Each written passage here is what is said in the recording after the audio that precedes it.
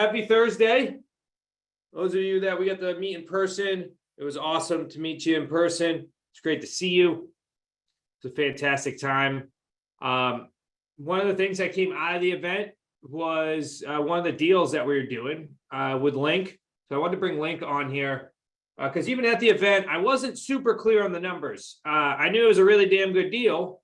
I just wasn't super clear on the numbers. So I actually went through again and mapped it out ahead of time. So that way it was really clear. And Link still may tell me that the numbers aren't 100%, but we'll be 99% is good for me. So we're going to talk about that deal because that is it's definitely a record-setting deal for the amount of projected profit on this. And one of the reasons why it was such a record-setting deal is because he got access to a seller that had a free and clear property that was willing to do a 0% interest loan for a period of time. It ends up being 2 years, and I'll share the numbers with you and I'll walk through it. But also then after 2 years, it then changes to a 3.5% interest rate loan for 13 years. So these things are happening consistently. We talked about the event that we're consistently getting deals with low interest rates, either in the form of subject twos. This makes a major difference in your portfolio in the chance of subject twos or having conversations with sellers that are willing to give a low interest rate on properties. And the lowest one, of course, is 0 unless you get the seller to pay you monthly for taking over their house, which I haven't been able to do that just yet. If you guys can figure that out, if you can figure out how to get a seller to pay you consistently monthly, year over year on a deal, I will make sure you get into our community no matter what. Link, so why don't we walk through your deal? And then we'll open it up for questions. And then I'd like to continue to dive deeper on getting deals with interest rates lower than what we can get on the traditional market right now, which is somewhere at like 7.65. Raphael, you could probably give me the most accurate interest rate numbers right now. What are the interest rate numbers? Do you know? Depending on what kind of loan, but the majority of buyers are going to be in the conforming side, conventional. Yeah. And with excellent credit, they might be close to 7, either right below or right above. Okay. So high 6s to low 7s is what you're typically seeing for your buyers right now. Is that 20% down or 10% down, or is there any other parameters attached to that? Yeah, that's typically good credit, 740 plus, and usually a down payment higher than 5%. So 10 and 20% would get you a lower interest rate for sure. Awesome. Very good. I wanted to give you guys that because when we go over this deal and we talk about context, like how many of these deals you actually need to do, number one, but number two is if you're already a part of the community, you already know this is happening consistently, but how about if we can get you at least 1 or 2 of those deals this year, get you out the sidelines here. So I'm going to go ahead and share my screen. Hey, Zach, before we jump into the numbers, yeah, I want to remind everybody something important. This deal, this house is in one of the best neighborhoods in the best cities in the hottest market. I mean, this isn't like a rundown old house. This is, oh, my market's hot, my market's on fire, my market's this, blah, blah, blah, blah, blah. It's a motivated seller, and that's what matters. It's not the market. Fantastic point. Excellent. And also, if you were at the event too, this may be slightly redundant for you, but this also gives you an opportunity to ask questions in a smaller environment, right? Instead of asking in front of 125, 130 people, you can ask it in front of 50 people. Okay, awesome. Now, great point, Link. This property is in Cummings, Georgia. And I know that it was through a partner of ours that we're working with, but do you remember the actual lead source that she originally called on? It was at some point, something happened that either she reached out to Glenn or Glenn reached out to her. I don't know. I've never gotten clarification. I'm not sure Glenn knows. I believe it was an expired listing, and then after a while, it ended up had to go through probate. Because this was a Yeah. property, and Link, you can tell the story more than I can. Well, no, I caught the probate. I caught the probate thing because they were like, she can sell it. I'm like, well, let's check with the attorney because I'm not sure that she can sell it. Turns out it was just in his name and her husband's name and the company name, and her name wasn't on it anywhere.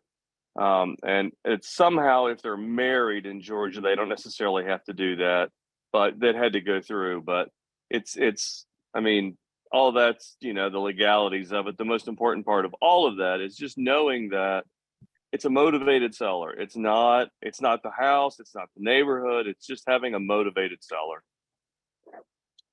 Yeah, exactly. So this property in particular, so this we're talking with the wife. The wife's husband dies. It was in the business in his name, and that's why I had to go through some probate while you guys are working on this deal. Correct? Yes, Okay. That's correct. Awesome. So motivation for this particular property, and you guys can see the pinned. It's big enough, right? You guys can see the sheet. Okay, very good. Yep. The motivation was, the husband died, and About a year ago, and she wanted to be done. She just wanted to be done with the house. Very good. Okay. Has anybody approached any sellers recently that had people pass away? You can just type in the chat, yes. You can raise your hand, high in the sky. Are you guys seeing these? Are you guys approaching sellers that are in these types of positions? No? Yes. Several yeses. We got several yeses, and then a bunch of faces that look like they just saw a ghost. All right, so we got a bunch of yeses here. Okay, so if you could, Link, when you began taking over this deal with the student, what were the conversations like? Like, did you have to convince this lady of selling you this property? Was she extremely motivated? Like, give us some context to how the conversations went. So, because it seems like a lot of people are coming into these types of conversations. So how can we help them try to get a deal just like this? Sure. She was motivated. She talked to Glenn, and then it was just too far away from Glenn. He was in Florida, the house was in Atlanta area, and Glenn just didn't know what to do with it. And then during the process of us forming the relationship with PD Creative, they brought Erica on in that area, and she's not far away from the house. And Glenn said, "Hey, why don't you call this lady?" Now, this is a $650,000 house, which I know intimidates some people. And Erica called and just asked the lady, said, "Hey, if we're able to go ahead and relieve your pressure on this house, so you don't have to think about it or worry about it instead of spending any money on it."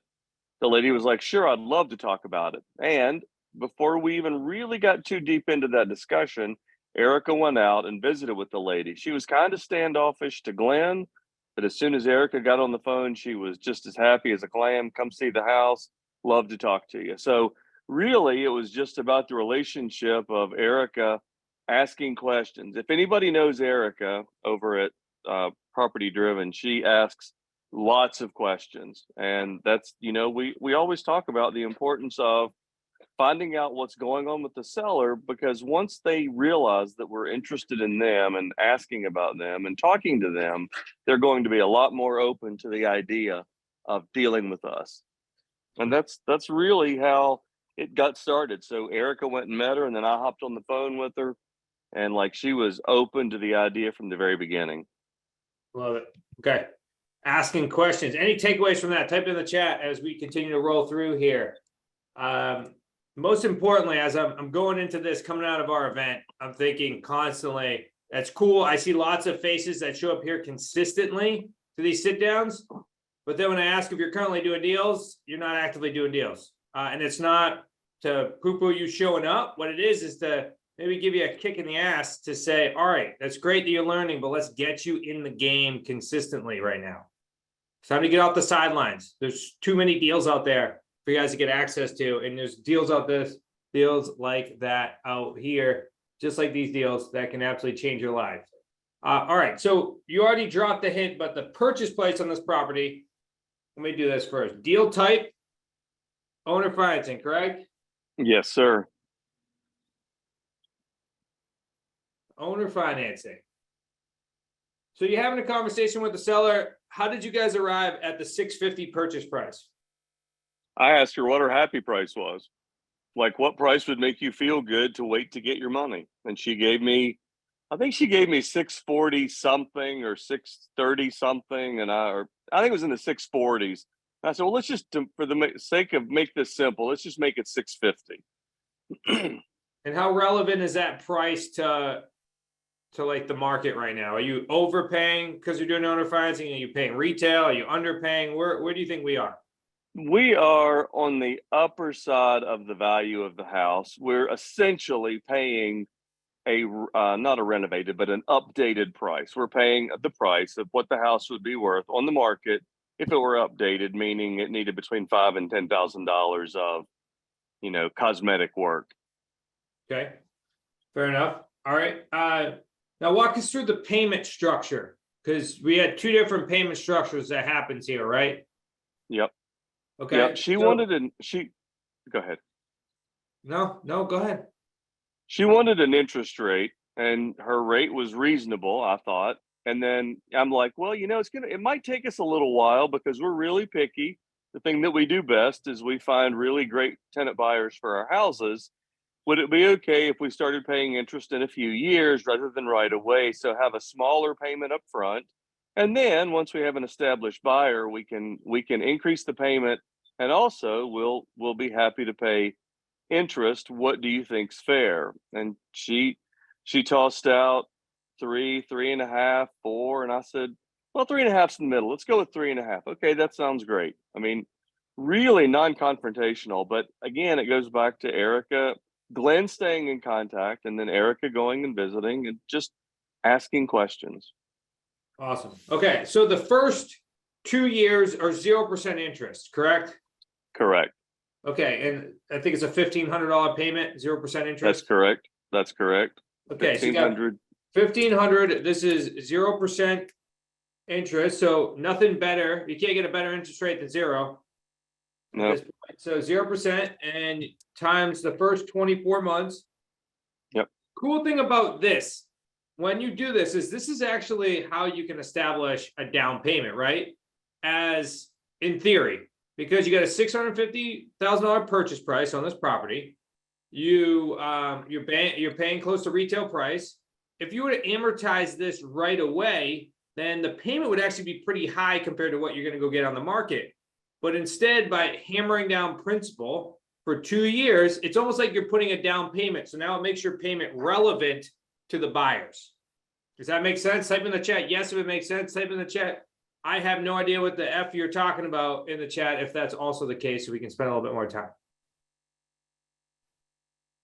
Yes. All right. And if there's specific questions, we'll wait to go through this whole thing and then we'll open it up. Very good. All right. So 24 months. So I don't think we included taxes in this projection. So we'll say minus taxes. Do you happen to know roughly what the taxes are on this? They're roughly $400 a month or taxes. Okay. So you got $48,000 in principal pay down because it's $1,500 a month for 24 months. Right. Am I putting that right? 48,000. And then we're going to include in here, this is going to be minus taxes. 36,000, 1,500, 18,000 a year times 2, 36,000. 36,000. All right. $36,000.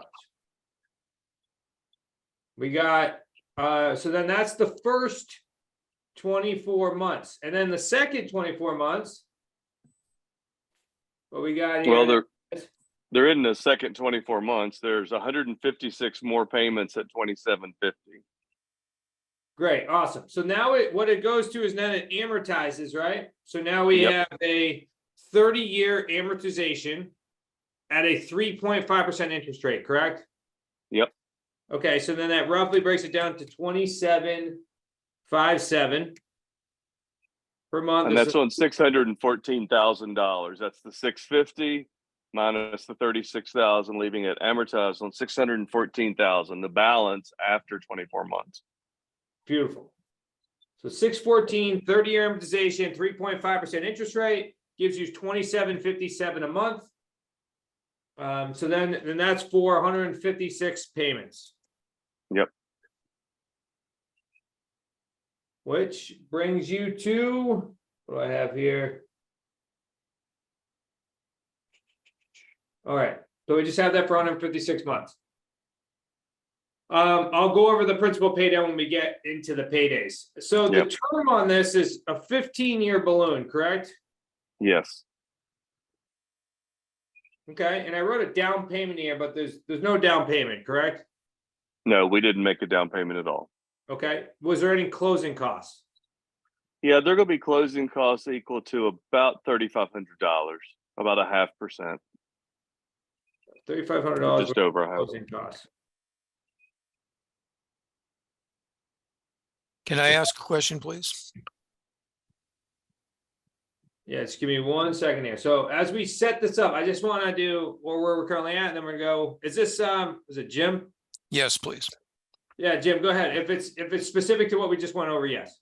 Yeah, so Yep. did you go through escrow with that purchase, or did you just record the deed yourself? Oh no, we had an attorney. We actually were we signed papers right before the event. Laura, who you got to meet, our attorney, she's the one that was coordinating that transactions down in Georgia.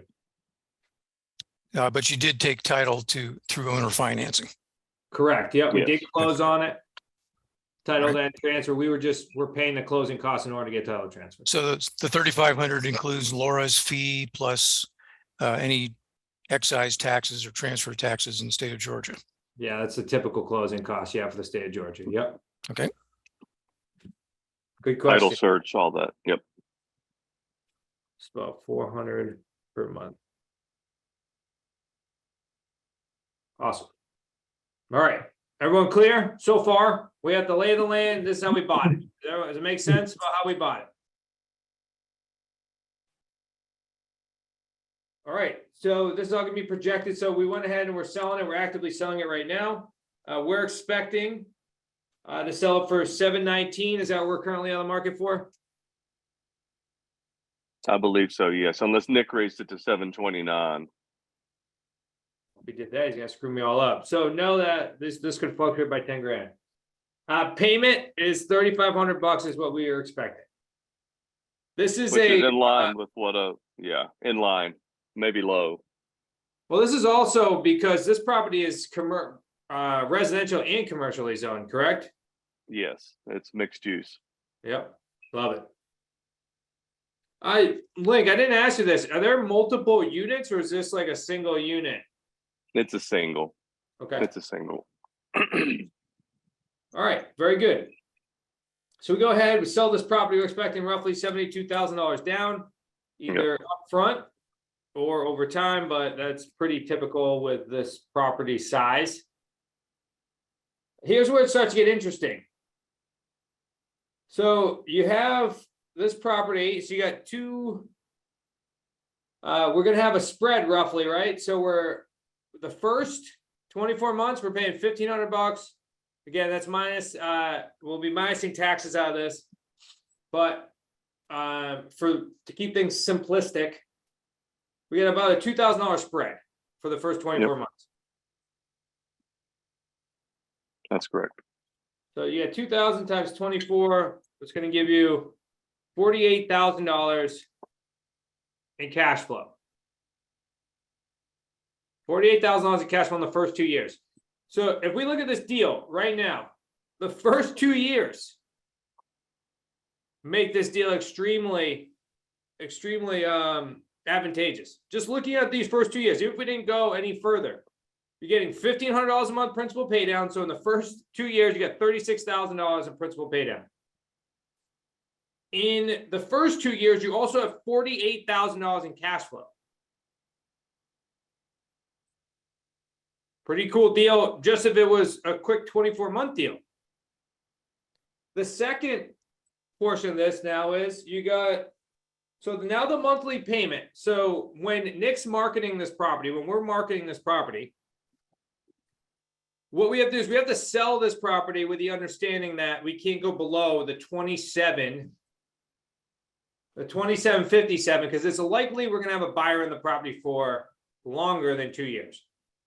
So we have to go market and sell this property based upon what is going to be the monthly payment past 2 years. So once it goes past those 2 years, now it's going to change to 743 is our cash flow per month.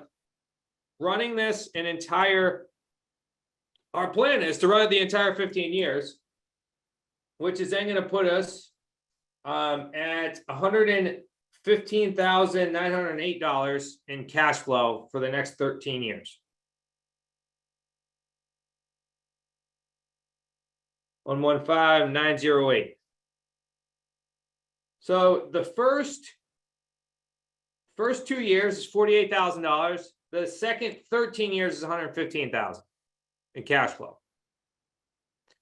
This also could dramatically change too. So let's look at this. We have a 3.5% interest rate times 156 months. Could we, if we chose to, go ahead and sell this property on owner financing? If Raphael is telling me that the average buyer is getting roughly 7%, I was having in-depth conversations with some of the top note buyers, and they're saying that they're not selling any notes or any mortgages, new created mortgages, for less than 10% right now. So could we potentially finance that buyer at a 10% interest rate, which means that this spread is going to be a lot higher. So this is a conservative number for the back end 13 years. Does that make sense? Are you tracking with me? If you're not, you can type in the chat and just say stop, and I will re-explain. Hey, Zach, before anybody asks, just Yep. to clarify, the seller wants us to go the 15 years. She doesn't want us to pay off early. She wants the term extended. We may be able to extend the term even longer, but this isn't one of those where, well, you know, are we going to close it out in 3 years? I'm a proponent of finding somebody with 20% down and doing 15 years at $6 or $7 grand a month. That's where I think this deal should be. Especially zone commercial. Somebody could come in and we actually would see that a lot higher, because now you have a commercial resident in that's looking for owner financing. And let me say this as well, in the commercial building that we bought, I'm not saying that's how we have to sell it, same thing happened with us. We have a 20-year loan on a property that we bought on owner financing. And we structured, it was the first 6 months. This is a good deal Lick put together. The first 6 months for us, principal only, and then it went to, I think, like a 5% interest rate on a commercial loan, 30 years with a 20-year balloon. But the seller's wife, because the seller passed away, she does not want us to cash this out. We actually were in the process of refinancing that loan because we knew we could get it less. We started dealing with the banks and we said, no, thank you anymore, because they put us through the ringer. But she was not happy with us that we were going to cash this thing out. Why? Because she liked receiving monthly payments into the trust. It was part of the portfolio that her husband created for her to receive residual income from. So great point, Link. Okay. So conservatively, this payday 2, I think I had it here about $163,000 if it goes the entire term. 163, what I have here, 908. $163,000 in payday 2. And that was because Link and the team that he was working with structured this appropriately, where you can make a massive hedge with $48,000 in the first 2 years. All right, so let's look at payday 3. All right, so we sold it for a premium. So we marked up the property. Markup was $69,900.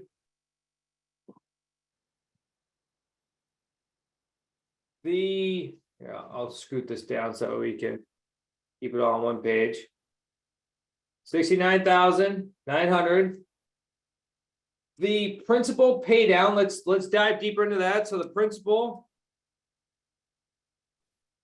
pay down, so you got $1,500 a month for the first 24 months. 36,000.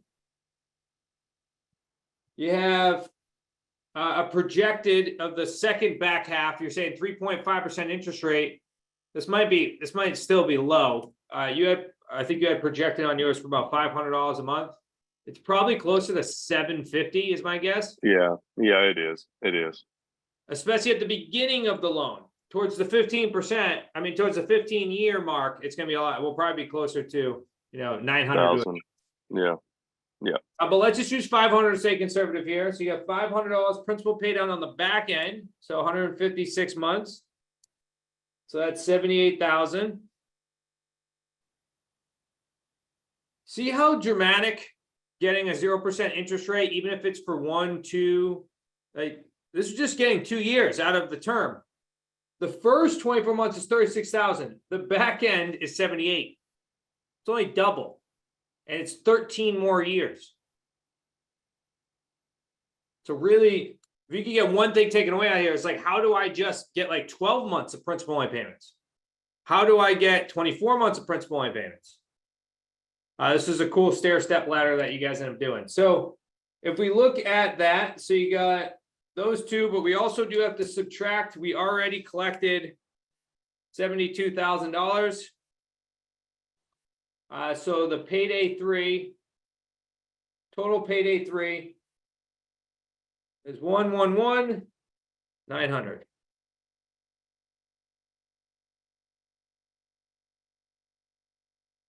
So if we go ahead and add these up, you got a payday 1 of 72,000. I'll just go ahead and recalculate here just to make sure. 72,000 plus 163,908 plus 111,900. So I want to say this is a conservative number. It goes full term. You got 347,808 from this deal. Raise your hands. How many people want to do just one deal like this? Just one deal. If you could do one deal, I'm curious. If you could do the deal, just let's live for a minute. If you could do the deal, what would you do with the money? Type it in the chat. Just write what you would do if you got this deal.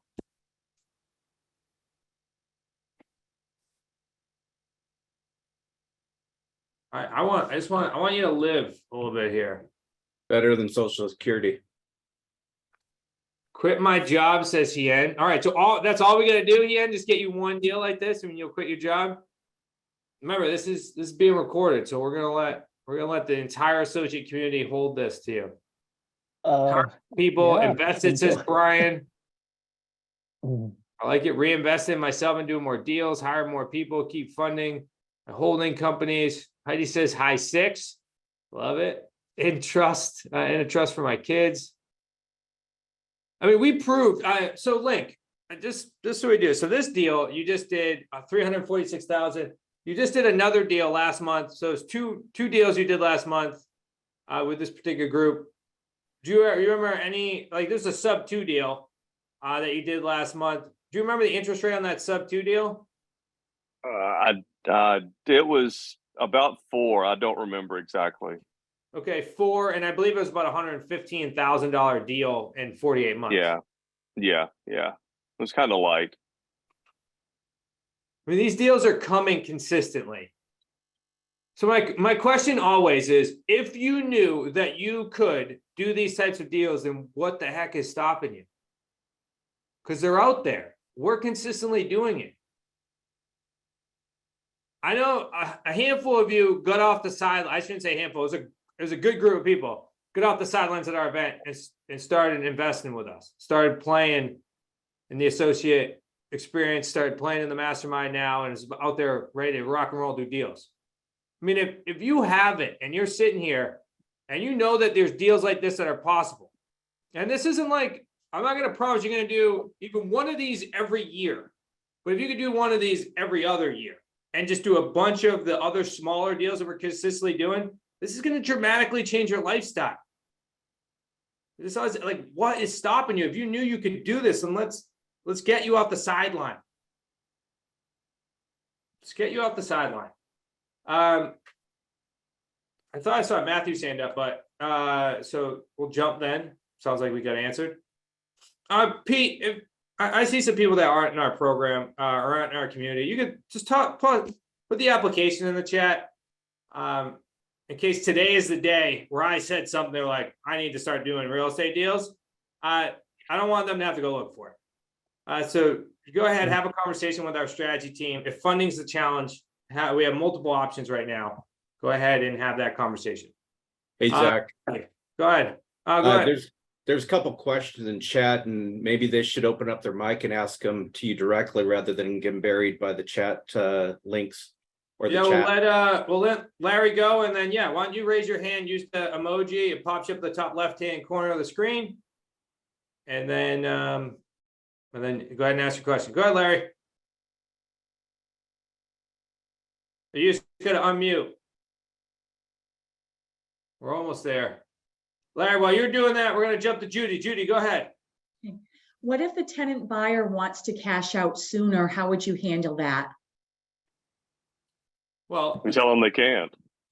Okay. Like we make the agreement up front. I mean, I've gotten multiple tenant buyers in houses right now that I'm like, you've got a 2-year limit. It's got to be at least a 2-year term, a 4-year term. And in that case, we can look for someone who's looking specifically for owner finance with 20% down. There's going to be a lot of people that are looking to live in that market. And with 20% down, we can really eliminate many of the people. And then, one of the reasons they're self-employed is they don't want to report their income. And so that gives us a huge advantage with a nice house in a great neighborhood. And they can avoid dealing with the IRS. Like, we'll have plenty of buyers to consider. Sorry, Zach, I didn't mean to cut you off, but that's really the thought process. Yeah, we can make it into the agreement. We could set the right expectations. You can always tell them at the beginning too, if you make all your payments on time during this next 24 months of your lease purchase agreement, we'll finance you, so you don't have to worry about going to get a bank loan. I mean, you can plant the seed that we'll go ahead and be their bank right from the beginning. There's a couple ways you can approach that too. You could go Link's route, where it's like, hey, I want to go get a really strong buyer, 20% down, with the intent to go ahead and lease purchase. Do an owner financing. You can also, because you have so much time, you can almost go the complete opposite route too, which is find someone who's a quasi tenant, like has decent money down, like maybe has 3%. 4%, and they're not going to break any records, so you can just let them be in the property, and then one day you'll eventually get cashed out. That's another route you can go as well. So great point, Zach. You can go either extreme and then in the middle. So Zach, I'm live now, I think.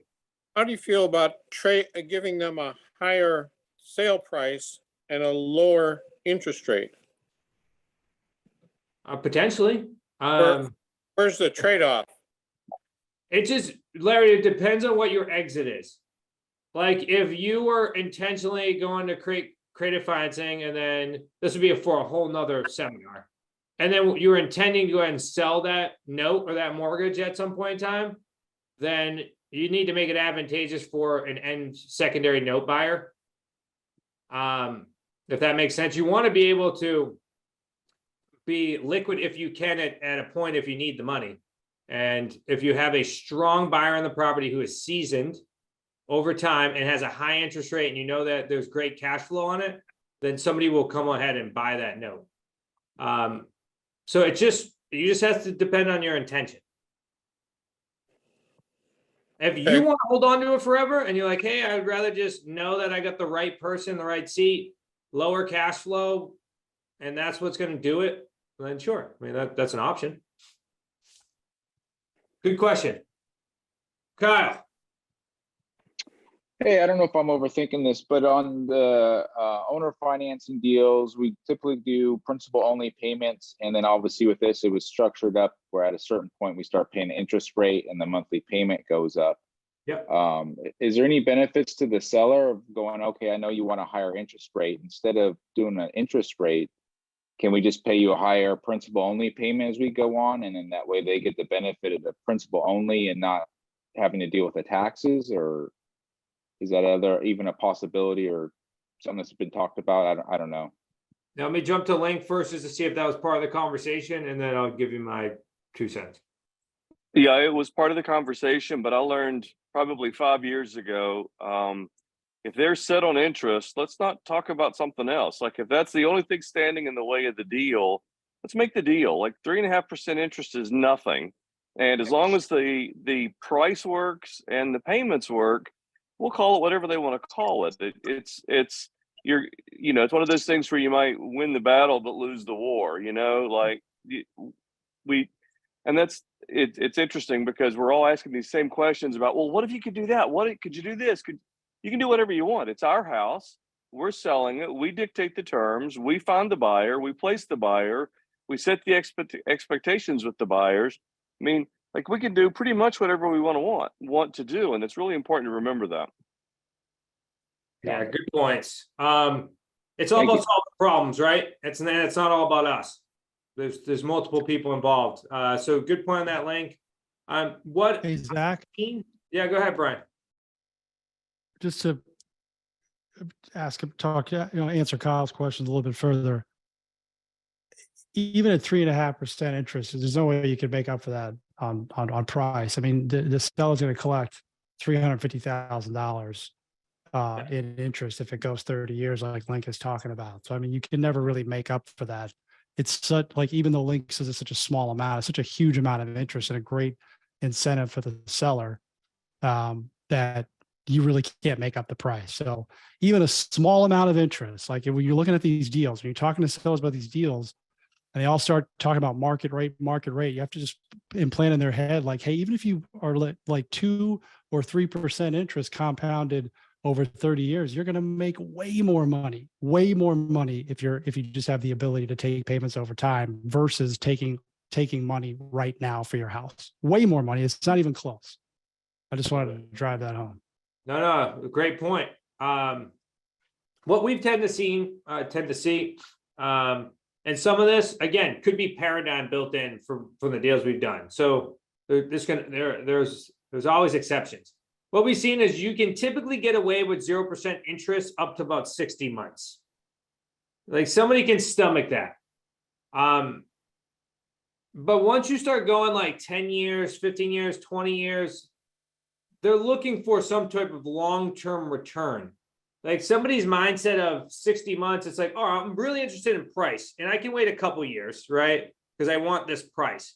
But when somebody starts to be interested in long-term benefit of receiving cash flow, then they're gonna want some sort of incentive in order to do so. And exactly what Brian's pointing out, which is, yeah, I'm in this because I want to make $300,000 over the course of the next 15 years in interest that you're paying.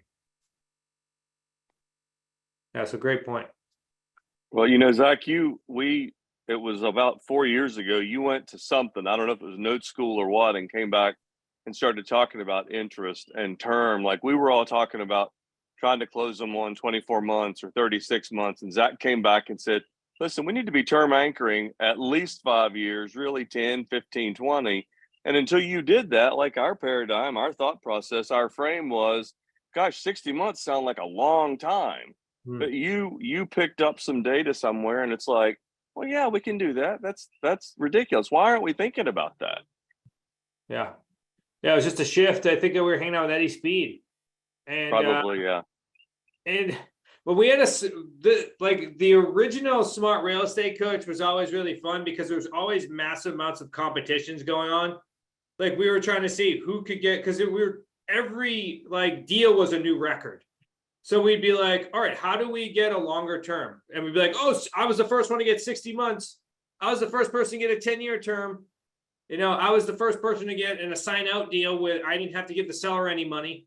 Like it was just always a competition. So term anchoring was a part of it, which was like, from now on, nobody says when you talk to a seller anything less than our typical sellers sell to us on 30 years.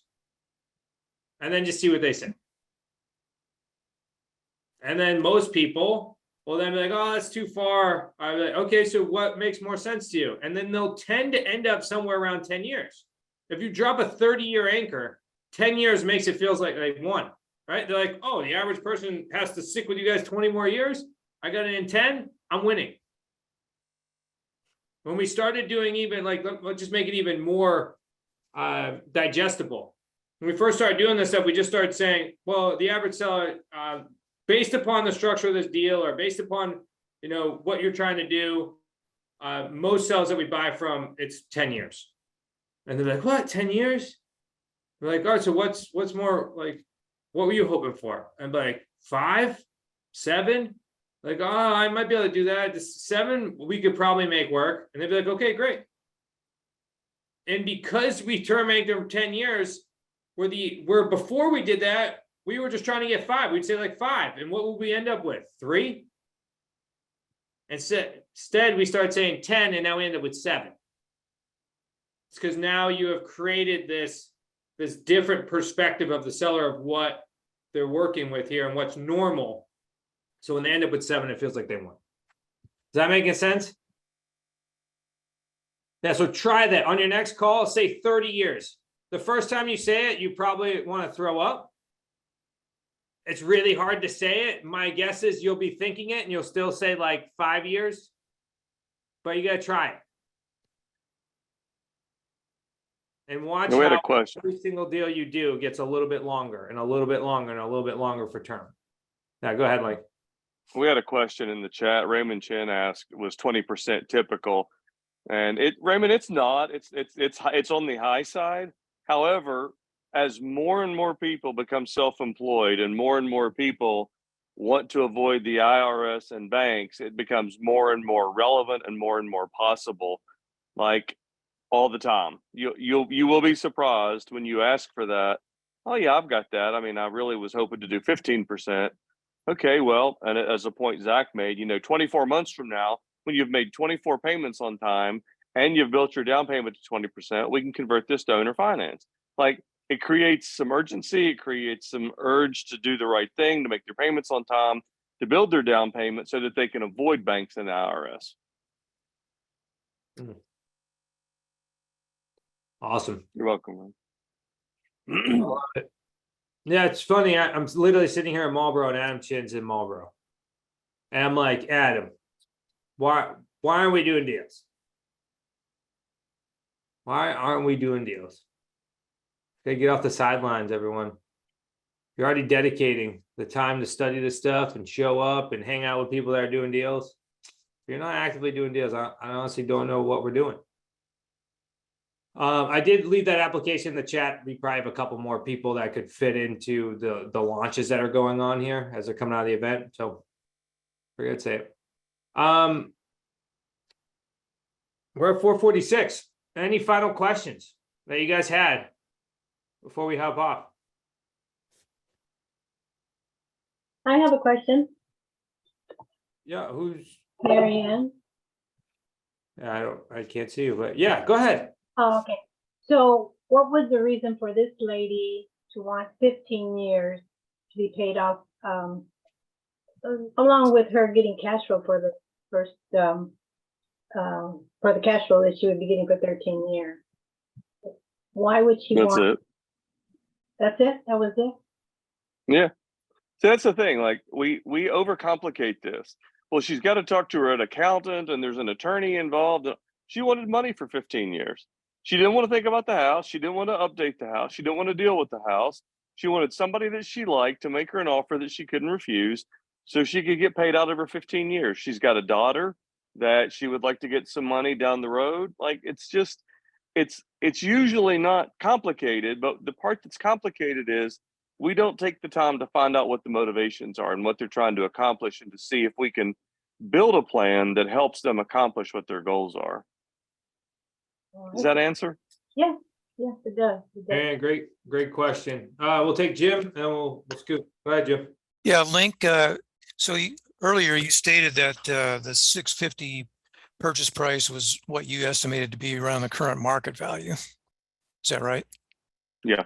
Yeah, and so is it simply because you're offering these terms that you can expect to sell it right away for 720? Well, it's, if they're going to get a mortgage, they're going to be getting a mortgage down the road. I'm not going to take someone who's a conventional buyer right away. They're going to be getting a mortgage in at least 5 years. But we really are going to market this house to someone who's not looking to go get a mortgage. who's going to build their down payment and build it out over time. So the price really is pretty irrelevant. Yeah, Jim, just because our buyers can't qualify for loans, we're able to mark up the price. Okay, that's it. Yeah. Love it. Very good. Awesome. Well, everyone, hopefully you got a ton out of today. Enjoy the rest of your Thursday. Everyone have a happy Easter, and we'll talk again soon. Have a great week.